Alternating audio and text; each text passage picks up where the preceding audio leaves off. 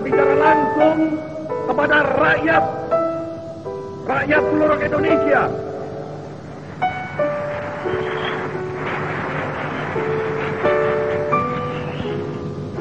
Bahkan juga langsung kepada seluruh dunia, dari timur sampai ke barat, dari utara sampai ke selatan.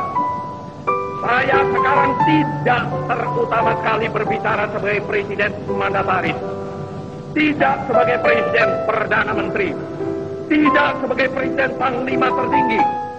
Saya berbicara di sini sebagai penyambung lidah rakyat Indonesia.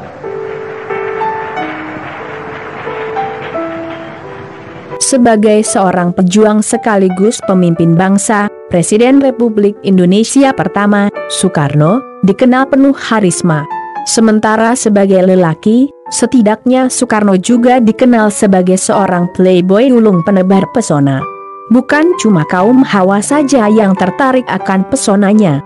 Namun, ada kalanya justru beliaulah yang tertarik akan pesona seorang wanita. Bahkan, sang proklamator yang tercatat memiliki 9 orang istri ini pernah tergoda juga oleh kemolekan seorang istri raja di zamannya dulu. Bagaimana ceritanya? Dilansir dari berbagai sumber, simak ceritanya berikut ini.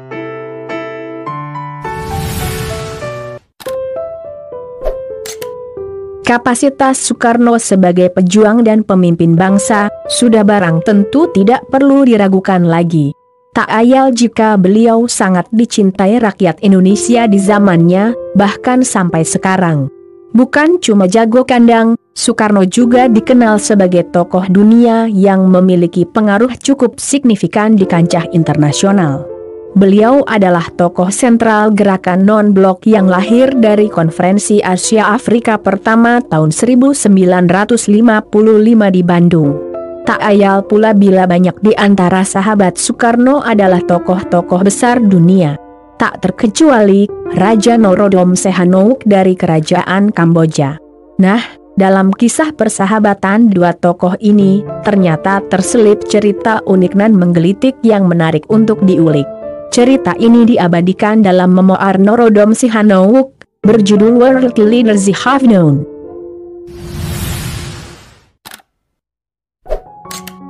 Kedekatan sepasang sahabat ini kali pertama terjalin pada Konferensi Asia Afrika pertama di Bandung.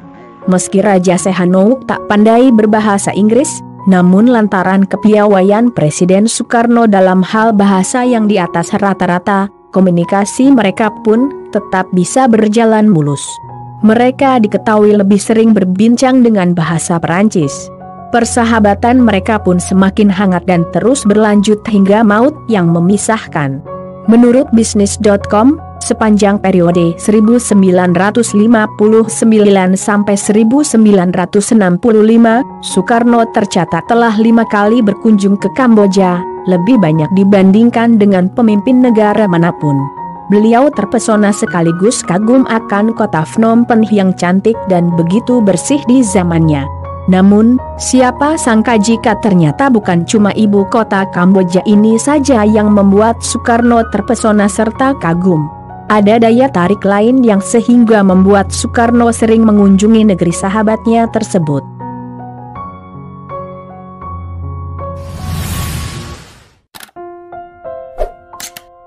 Soekarno adalah seorang estetikus dan pesolek, tulis Sihanouk dalam memoarnya. Kala itu, Sihanouk memiliki istri bernama Paule Monique Izzy alias Princess Moninaat. Kala itu Sihanouk turun takhta dan berstatus sebagai putra mahkota. Beliau kembali naik takhta pada tahun 1993. Kecantikan serta kemolekan Princess Moninaat yang berdarah campuran Eropa-Asia, sudah barang tentu tak perlu diragukan lagi. Tak pelak Soekarno pun terpesona pada pandangan pertama. Bahkan, menurut pengakuan Sihanouk, Soekarno sering memuji Princess Moninaat di depan Sihanouk.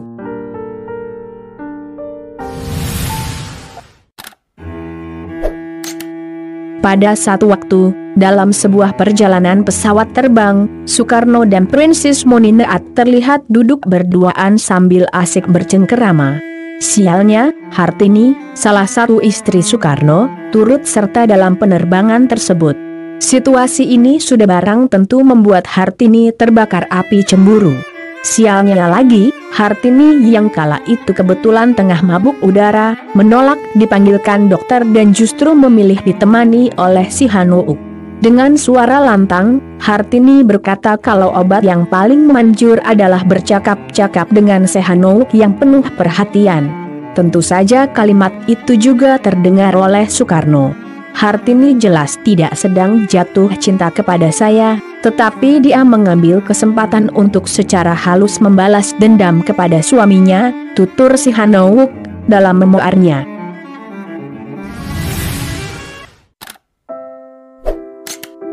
Kedekatan Hartini dengan pasangan Hanouk Monineat sempat merenggang ketika istri ketiga Soekarno, Ratna Sari Dewi, dalam tanda kutip, memaksa Soekarno, suaminya, untuk mengundang pasangan Kamboja tersebut guna makan malam di Jakarta.